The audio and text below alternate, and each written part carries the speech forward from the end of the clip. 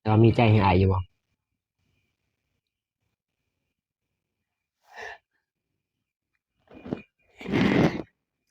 ดูแลเด้อพี่น้องเด้อมื้อนี้ที่ฝากเงินมาให้น้องได้ซื้อเสส่วนกินและน้องก็ขอให้อายน้ำบ่าวใสจงอยู่เย็นเป็นสุขอยู่ดีมีแรงสุขภาพแข็งแรงแรงปรารถนาสิ่งใดขอให้ได้สิ่งนั้นเฮ็ดงานประกันใดขอให้ประสบผลสำเร็จอายให้น้องมาเท่าใดขอให้อายได้คืน100เท่าพันเท่าเด้อสาสาธุ ธุพี่น้อง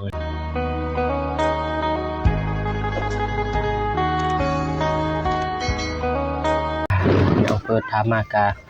อยู่ที่หมอเสสวนเพิ่นเลยค่ำมืดแล้วบ่ใส่ก็ยังบ่ทันได้กลับเพราะว่าทางผู้ใหญ่เพิ่นพากมาให้น้องบุษบากินเสสวนเลยบ่อยากรอช้าก็เลยซื้อมาเลยมื้อนี้ซื้อมากินเลยพี่น้องเอ้ยน้องบุษบาเฮ็ดเองกับมือเลยพี่น้องหมอบักใหญ่แต่ว่าดังไผเอาพี่น้องแต่ว่าก็สุกอยู่ดอก สุข กราบทักทายสวัสดีเด้อมาพี่น้องสุขคนน้องสบาเฮ็ดกับข้าวอีกแล้วมื้อนี้ เฮ็ดสุดฝีมือเลย สวัสดีเด้อ สวัสดีเด้อพ่อแม่พี่น้อง FC บ่ว่าสิอยู่ข้างนอกข้างไทยอยู่ภายในหรือต่างประเทศก็ขอกราบทักทายสวัสดีเด้อ อืมแม่นั่งท่า สวัสดีเด้อแม่ สบายดี อืมนั่งท่าลูกสาวเฮ็ดเสสวนจักแซ่บบ่แซ่บ แซ่บ แซ่บอยู่บ่ แซ่บ ซิมแล้วบ่ ยังจะใส่เส้นดำ หมอบักใหญ่เดี๋ยวนะมดบ่กิน เมิด หึ เมิด ปุ่นหมอบักใหญ่อิ่มเขาเลยแหละนี่น้อง ได้มื้อนี้บ่ได้กินข้าวแรงเลยมื้อนี้บ่ได้ตัด เราใส่นี่ก็บ่เศร้าจักเทื่อตัวไข่วัด ใส่เบิดเลย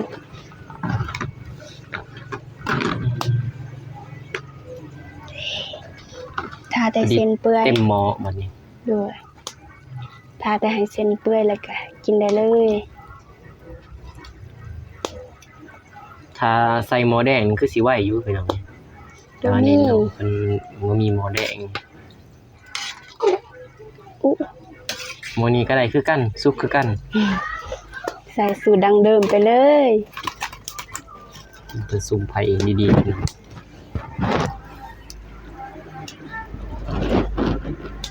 แต่ว่าตอนน้องเพิ่นล้างนี่บ่ใส่บ่ได้ถ่ายตอนที่ว่าปรุงเรียบร้อยเลยแบบว่าบ่อยากให้หลายบ่ให้คลิปมันยาวเนาะ เดี๋ยว มีแต่ว่าตอนสุกท้ายเลยแล้วก็มีตักกินอย่างเดียว พอดีอยู่บ่ได้ซีมเลยใส่เลย ใช่เลย เด้อมีแต่ใส่กับใส่บ่ได้ซีม อยู่เงินครัวพี่น้องกิน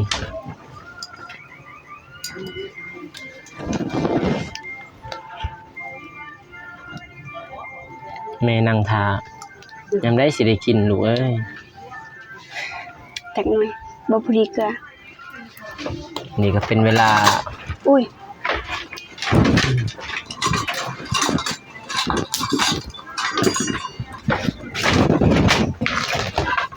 เป็นเวลา 6-7 โมงพี่น้องเอ้ย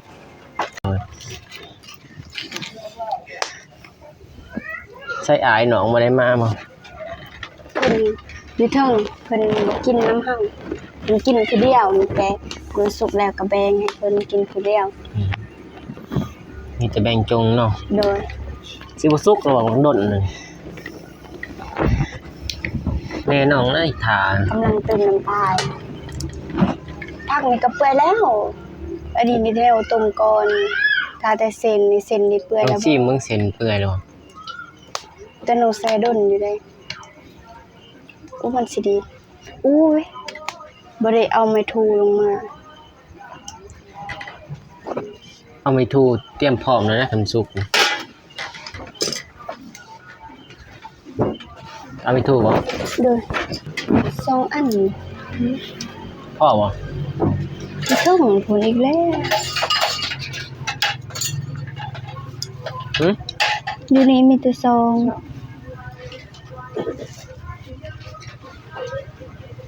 สุกแล้วบ่ เด้อ โอ้เต็มหม้อพี่น้อง เต็มหม้อเลย อิ่มทางนาบ่าวเพิ่นเลี้ยงได้มื้อนี้และทางเอาไว้นาบ่าวอยู่ประเทศไทยเพิ่นเลี้ยงน้องบุษบากับครอบครัวบ่าวสายก็กินน้ำ กินน้ำกันแหล้วถ้าบ่มีไอ้บ่ใส่ก็คือสิบ่มีมื้อนี้ หม้อซีสวนยักษ์เนาะ หม้อที่สวนโบราณ ใหญ่หนึงกว่าหม้อแดงได้พี่น้องเอ้ย แม่ก่อน ให้แม่เลยให้เรากินอย่ามันดึกมันดื่นเราอยากขึ้นนอน เด้ออู้โอ้ หึ ฮ้อน ฮ้อน เด้อ หม้อบักใหญ่พี่น้องเอ้ยนัวอยู่บ่ นัวแซ่บ กินอันนี้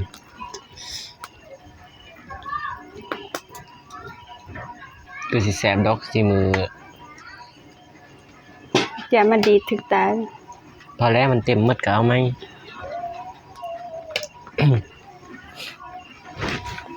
กินเลยแม่กินก่อนเนอะ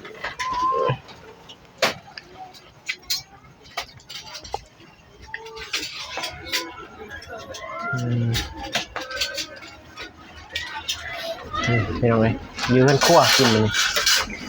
แต่ว่าให้แม่มันกินก่อนพี่น้องเลยยกเอาเลยสำบายจับคนละถ้วยเนาะ เด้หยุดเอาเลยจะใส่ถ้วย อืม แจ่วก็มีด้วยแม่อยู่เทิงหั่นแจ่วเพื่อมันบ่นัว ได้รสแก้วพอแล้วน้อง นี่อันเป็นใส่เด้อ อืม เด้ อืม แม่ใส่คิดไม่ถูกบ่บ่เป็น ยับเข้าไปยันกล่องจะ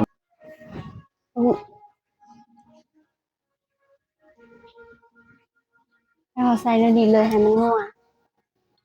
กินไหม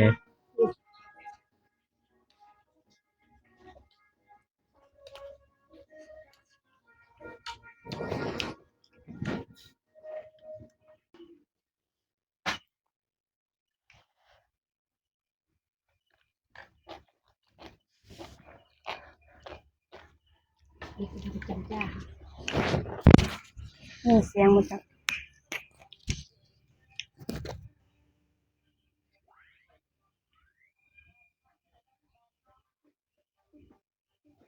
กิน เขากิน14กุมภาพันธ์ครับ15กุมภา15 กุมภาก็กินได้เห็นไหม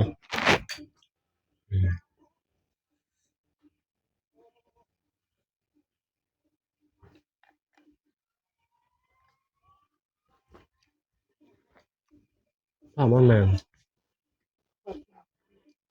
อืมมันตักเอาอีกมัน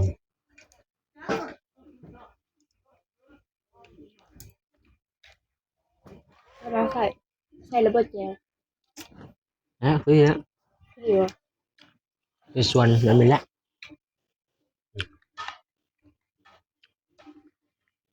3 คนกินไปหน่อยกินไปหน่อยเวลากินสิปากไปไหนเด้อพี่น้องเด้อเพราะว่าตอนกิน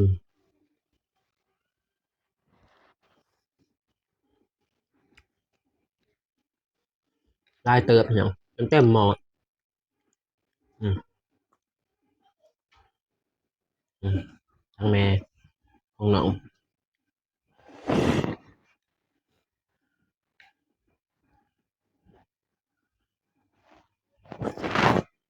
ดีใจบ่เคยกินเจสวน ดีใจ อืม ถ้านม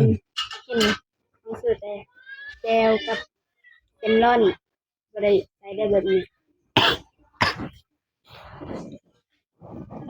เลยใส่ตีนกอกตีนไก่แล้วลูกศีลเนาะ โดยใส่แต่เป็นร่อนกับผัก สิเบิ่งเขาเป็นตากินเนาะเสส่วนหมอใหญ่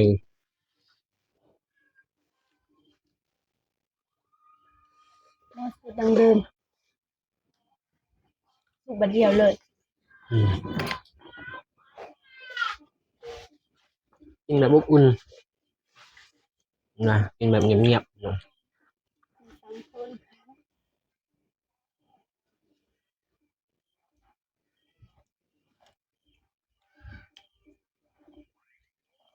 ไม่ว่าจะเอาไปให้ร้าน อืมกินแล้วจึงไปให้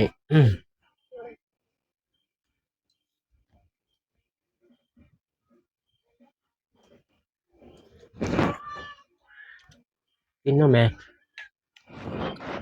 มันเป็นน้ำมัน แซ่บอยู่บ่ เออเป็นน้ำมันแบบนี้แล้ว น้ำมันเนาะ บ่มักน้ำมันลายบ่มักน้ำมันเนาะ ติเลยเฮ้ยมันเทาแบบ น้องบ่ได้ใส่น้ำมันเลยแต่ว่ามันเป็นน้ำมันอยู่ในแก้ว อืมเราใส่นี่มัก น้องมักบ่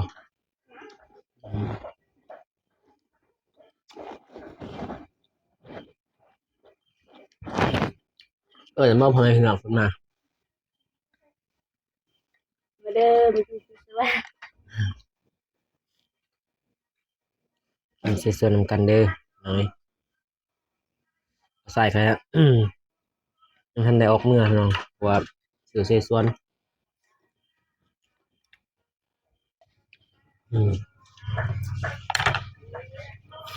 กินน้องกินให้พ่อให้พี่น้องได้เบิ่ง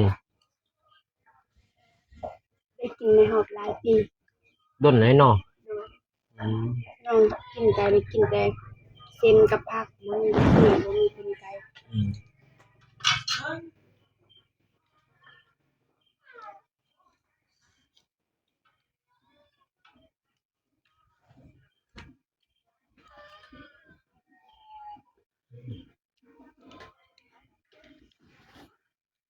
มันเวลากินนี่สิบ่ได้ปากเนาะ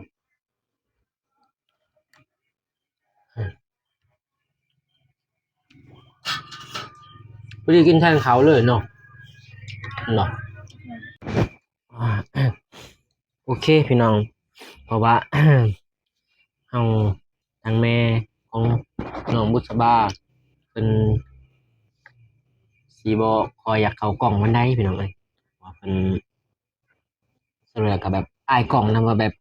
ขนาดโทรศัพท์นี่เพิ่นยังลิ้นบ่เป็นเนาะน้องๆเพิ่นสิอ้ายนะ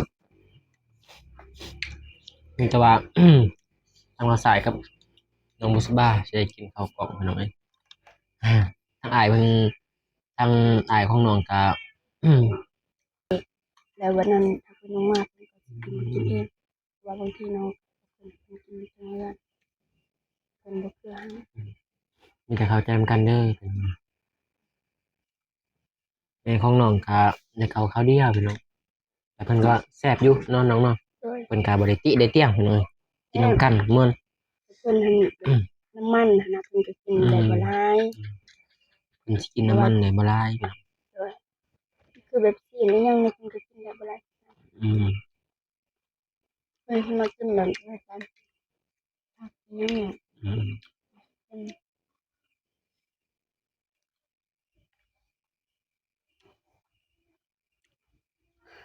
อืมที่กิน2คนมื้อนี้มานอีกแล้วพี่น้องเอ้ยวันอีกแล้วมื้อนี้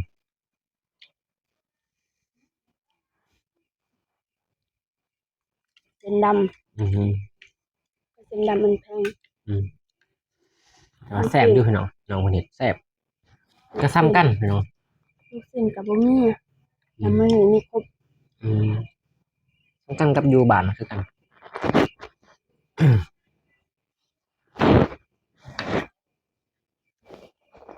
เพราะว่าใส่นี่ได้เงินจากคนให้ถึงให้น้องได้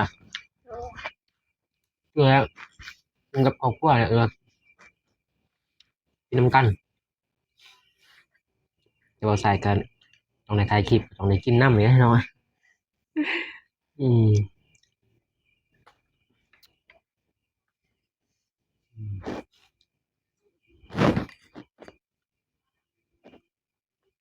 ใช่เขามาเรื่อยๆนี่รู้สึกยังไงเขาบอกอย่างหู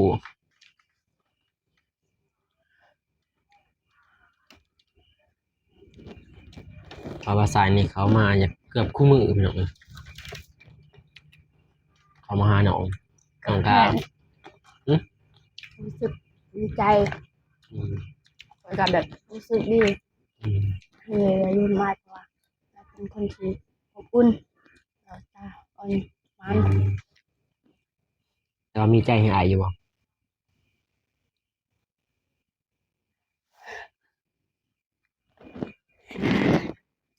ดูไรเดอร์พี่น้องเด้อวันนี้พอได้ยกได้ยกเป็นชื่อ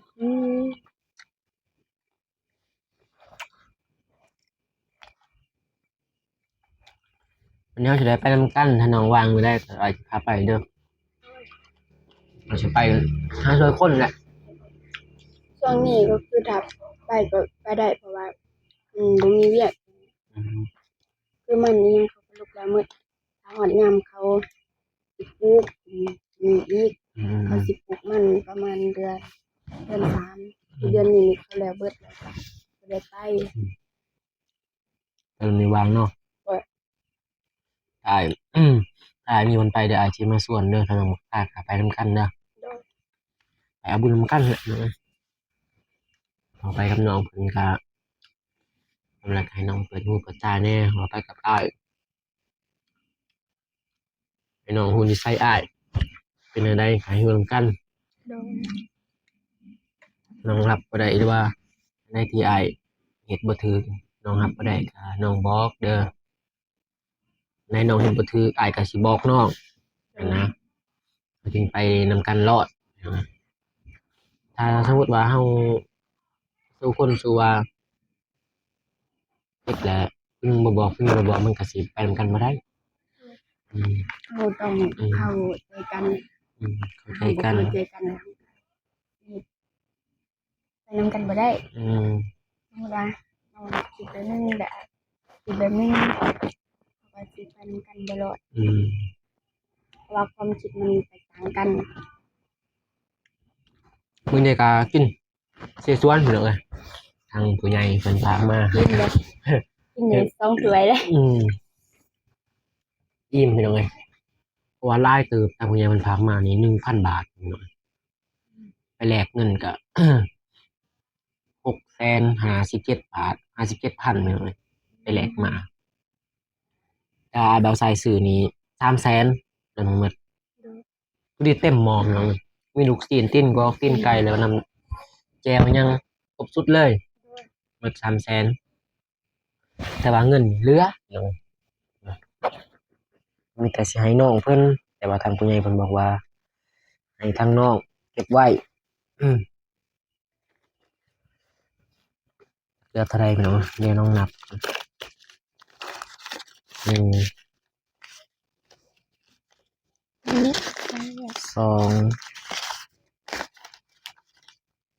นี่350,000พี่น้อง